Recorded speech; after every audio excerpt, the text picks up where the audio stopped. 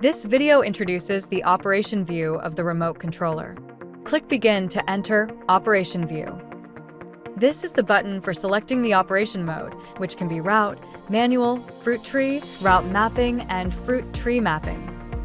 This is the aircraft status bar, displayed in green when all systems are working properly, in yellow when a common warning exists, and in red when a critical warning exists.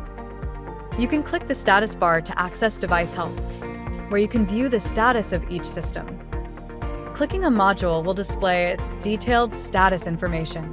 The aircraft connection strength icon shows the strength of the connection signal received by the drone. Make sure that the signal is strong before operating the drone.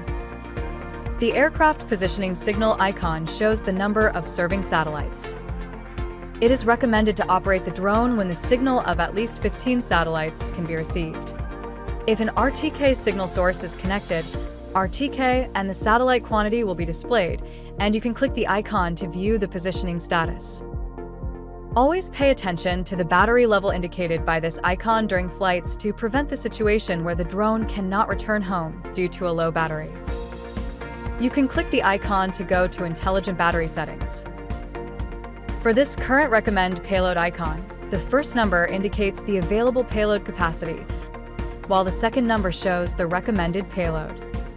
Here is the RC status, with the icon above indicating the internal battery level and the icon below representing the external battery level.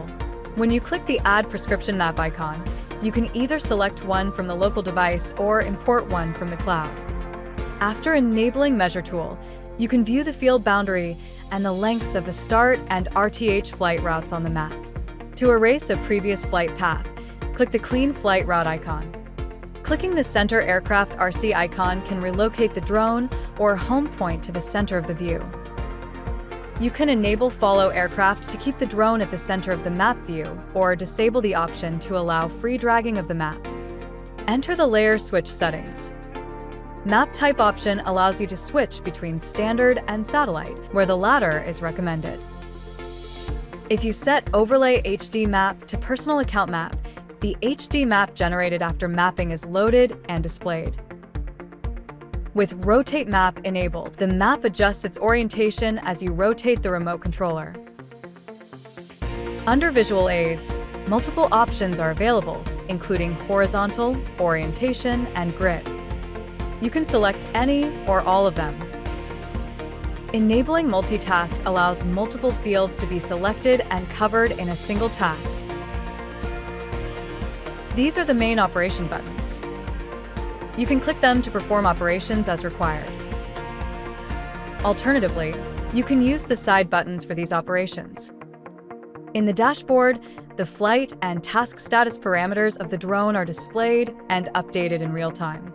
This is the radar indicator, which displays the location and distance of the obstacles.